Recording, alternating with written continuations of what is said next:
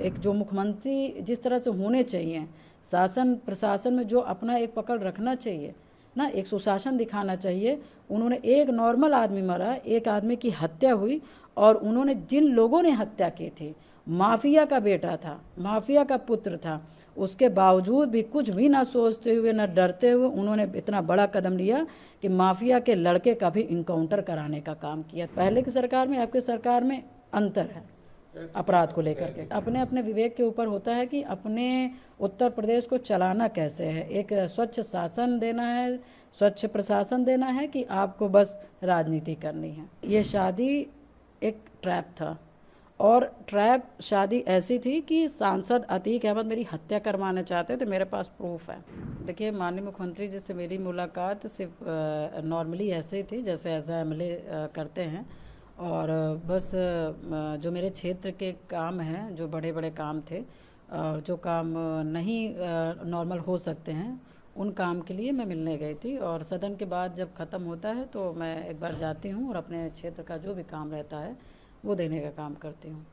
तो नॉर्मली था। आपकी मुलाकात के बाद से तमाम जगह सोशल मीडिया पे कयास लगाए जा रहे हैं कि आप भारतीय जनता पार्टी जल्द ज्वाइन कर सकती हैं, क्या सोचा है इसको लेकर? नहीं, देखिए, मैं क्या करूँगी इसका तो मुझे भी अभी पता नहीं है, मैं आगे ही पता चलेगा। मुझे तो अभी इसके बारे में कुछ भी नहीं बता सकती हूँ, कह सकती हूँ। बस मैं ये कह सकती हूँ कि समाज मेरे साथ है, पूरा उत्तर प्रदेश का समाज मेरे साथ खड़ा है। और आज ही नहीं बल्कि 2005 से जब मेरे पति की हत्या हुई थी, तब से मेरे दुख और परेशानियों में खड़ा रहा है।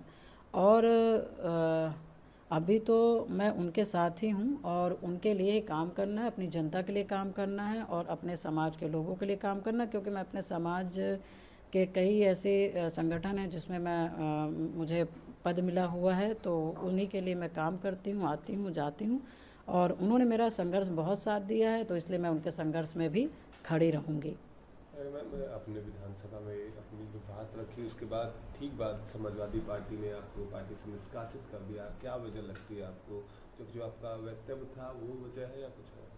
नहीं, देखिए, मुझे जो समझ आता है वह आप लोग ने भी बहुत निकाल दिए हैं, मगर मुझे जो अपना विवेक कहता है वो ये है कि माननीय मुख्यमंत्री जी का तो मैंने कई बार धन्यवाद किया। जब से राज्यसभा का चुनाव मतलब जब से वो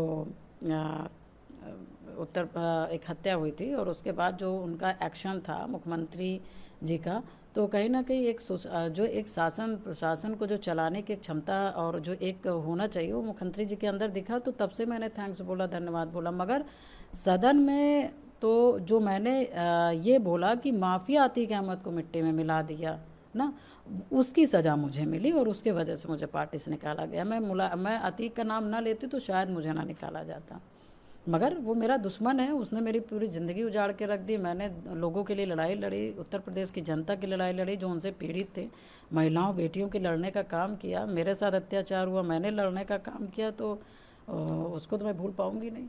तो जब मेरे दुख का, जब मेरे संघर्षों का जिक्र होगा, तो फिर अतीक अहमद कैसे उसमें से विलुप्त हो जाएंगे? अतीक अहमद तो विलुप्त नहीं हो जाएंगे ना, वो तो जब मैं विलुप्त होंगी तब वो फिर विलुप्त होंगे। मगर मैं जब तक जिंदा हूँ मेरे संघर्ष में, जिसने मेरे जीवन को बर्बाद किया है उसका नाम आएगा ही आएगा। मैम, पहले और आज की सरकार में क्या आप बदलाव देखती हैं? क्योंकि अब 20 साल से राजनीति में है, अपनी जो आपका मामला था उसको लेकर लगातार संघर्ष की, अब आप कहती हैं आपको इंसाफ मिला? देखिए, बिल्कुल आपने सही प्रश्न किया।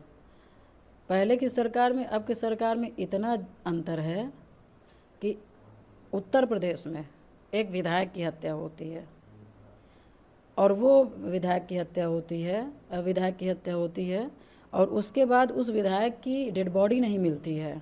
एक विधायक की डेड बॉडी को जला दी जाती है, फेंक दी जाती है। पता नहीं, ये लोकतंत्र की व्यवस्था आप देखिए कि उसके बाद फिर डेड बॉडी जला दी जाती है। उनकी माँ, उसकी पत्नी दिन रात गली गली घूम रहे हैं, शासन प्रशासन अधिकारी के दरवाजे खटखटा रहे हैं। उसके बाद भी मतलब कि अंतिम दर्शन करने का भी एक मौका नहीं दिया जा रहा है। और उसके बाद फिर क्या कहते हैं, जनता भी त्राहीमाम जनता भी जितना अपना आक्रोश दिखा सकती है कि सिर्फ राजू पाल को हमको एक बार दिखा दो। उसके जनता ने जो मतलब छोटे छोटे बच्चों के ऊपर लाठीचार्ज हुए, मारे गए, उनके आँख फूट गए, हाथ टूट गए, कई कई लोगों को, कई कई लड़कों के ऊपर गोली चला दी गई, वो ऑन द स्पॉट मर गए, मतलब ख़त्म हो गए, ट्रेनें रोक दी गई, जो भी जनता के जो भी आया, मतलब एक हाहाकार हो गया। उसके बावजूद भी एक विधायक की हत्या होने के बावजूद भी मतलब कि जनता हाहाकार कर रही, उसके बावजूद भी मारने वाले के घर से एक को भी इनकाउंटर नहीं करते हैं और एक को भी सज़ा नहीं मिलता है। और हत्या के इतने साल, 17-18 साल होने के बावजूद भी कुछ नहीं होता है। ये पहले की सरकार थी।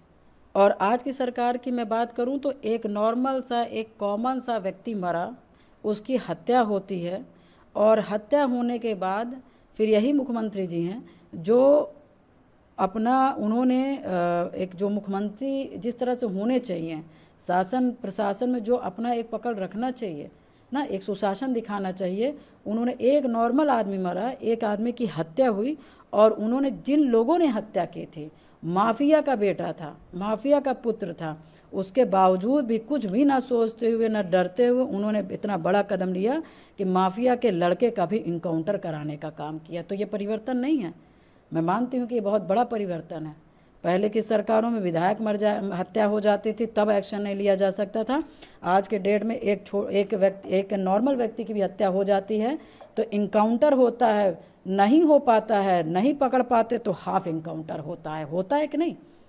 और क्योंकि आप जिसने हत्या की, जिसने गोलियां चलाई, जिन्होंने मर्डर किया, उनको आप सजा नहीं दे पाएंगे तो कहीं ना कहीं उनका जब बल है, उनका जो मनोबल है वो बढ़ता है। वो एक कांड करने के बाद दूसरा कांड करने के बाद तीसरा कांड, क्योंकि उस कांड में वो सफल होते जाते हैं।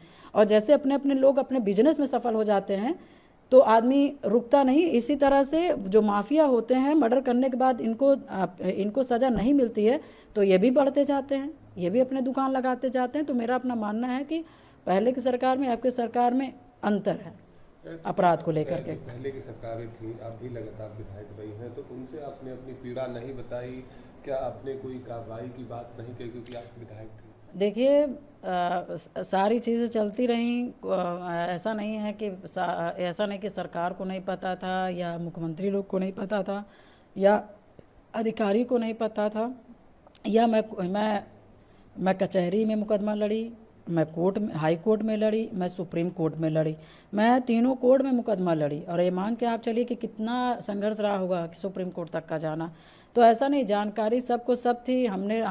मुझे आपको लगता है कि मैं किसी से मिली ना होंगी, मैं रोई ना होंगी, मैं कहीं ना होंगी, मैंने प्रार्थना ना किया होगा। मगर सबसे बड़ी बात है कि मुख्यमंत्री के पद में किस तरह के लोग बैठे हैं, किस तरह के लोग बैठे हैं। अपराध को कम करने वाले में बैठे हैं कि अपराध को बढ़ाने वाले बैठे हैं, कि यार रहने दो, बच्चे हैं, बच्चों से गलतियां हो जाती हैं, ऐसे लोग बैठे हैं।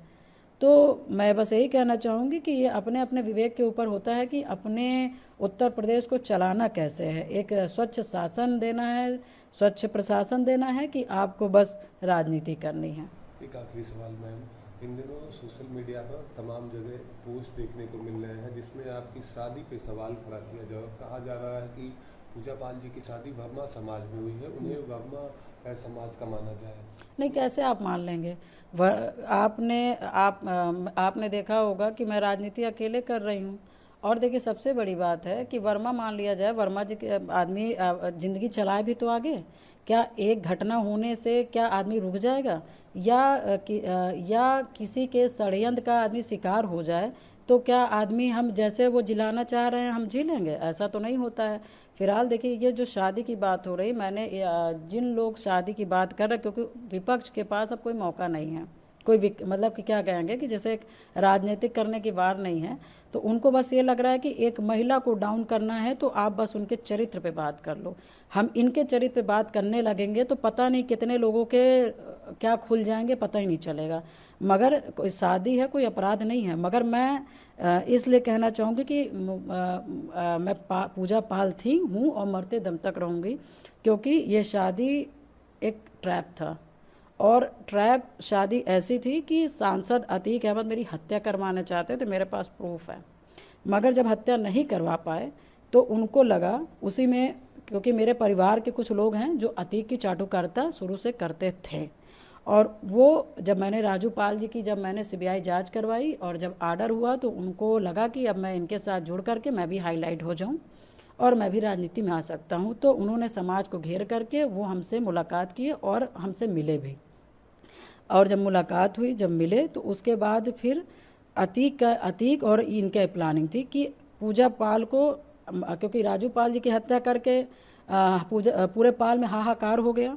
अतीक अहमद की कुर्सी गई, फिर आई नहीं, तो उसकी पत्नी की हत्या करना भी छोटी बात नहीं होगी। तो हत्या का प्लानिंग हटा करके मुझे राजनीतिक मेरी हत्या करना चाहे। और जब इन्होंने कहा कि ऐसा है कि कोई और कहेगा तो कुछ नहीं होगा, तुम इमोशनल करो। इन्होंने फिर मेरे परिवार के एक भाई हैं जो अतीक से टच रहते थे, उन्होंने उधर भी मिले थे, इधर भी मिले और पब्लिक को गुमराह किया, प्रशासन को गुमराह किया, सरकार को गुमराह किया। गुमराह करते हुए उन्होंने क्या कहते हैं शादी का इन्होंने एक रचा और मतलब 6 महीना तक, क्योंकि मैं नहीं कर, जो लड़की 2005 से लेकर के 2017 तक शादी नहीं की, उसको अभी क्या वो हो जाएगा कि शादी करने के लिए पगला जाएगी। मगर हाँ, जब कोई दूसरा बंदा कहेगा तो उसके दिमाग में कुछ नहीं आएगा, कोई दूसरे जात का व्यक्ति कहेगा तो वो भावना से नहीं जुड़ेगा। मगर घर में माँ से मैका, पहले माँ का शब्द आ जाता है तो कहीं ना कहीं भावुक हो जाता है। और बड़े भाई होने के नाते ये होता है कि हाँ हो सकता है सही कह रहे। उसके बाद फिर आप जब 6 महीना लगातार आप सिर्फ और सिर्फ एक ही उस पे उद्देश्य पे काम कर रहे हैं तो कहीं ना कहीं आप शायद सफल हो जाएंगे। और वही उद्देश्य उनका हुआ कि अतीक का अपना वो था कि इसको तैयार करो और क्या कहते हैं, बस हमारा ये कि भाई आपको विधायक बनना है, मैं विधायक बना दूंगा, मैं सांसद बन जाऊंगा। और सबसे बड़ी बात, जो एक गले की हड्डी है राजूपाल का मुकदमा, ये लड़की यहाँ से हटती है तो हमारा मुकदमा से निजात मिल जाएगा, हमारी सांसदी वापस आ जाएगी, हम तुम्हें विधायक बन जाओगे। समाज इसको थूकेगा, समाज इसको बहिष्कार कर देगा, समाज इसकी बात नहीं सुनेगा और हम लोग के सारे कांटे निकल जाएंगे। मगर हाँ, ये भी सच्चाई है कि जब मुझे ये पता चला, और तुरंत ही भगवान के दिन पता चल गया, क्योंकि मैंने एक देखा है कि हम जैसे लोग को सिर्फ आप थोड़े दिन तक का परेशान कर सकते हो मगर अपने मिशन से हटा नहीं सकते। मुझे जैसे पता चला कि उन्होंने कि मेरे से कहा गया कि अपना मुकदमा भाई दे दो, मैं मुकदमा लड़ूंगा। आप क्यों परेशान, मतलब आप इतना परेशान हो ली, आपकी ज़िंदगी कैसे कटी होगी भाई, वो मैं समझ रहा हूँ, ये वो जैसे भी उन्होंने वो किया तो हमें लगा ठीक सही कह रहे हैं। उसके बाद जब मुझे जैसे पता चला कि मेरे साथ ये मतलब कि षड्यंत्र है, तो मैंने इस शादी का तुरंत विखंडन किया, तुरंत तत्काल प्रभाव से। 18 में हुआ, 18 में मैंने अप्लाई किया।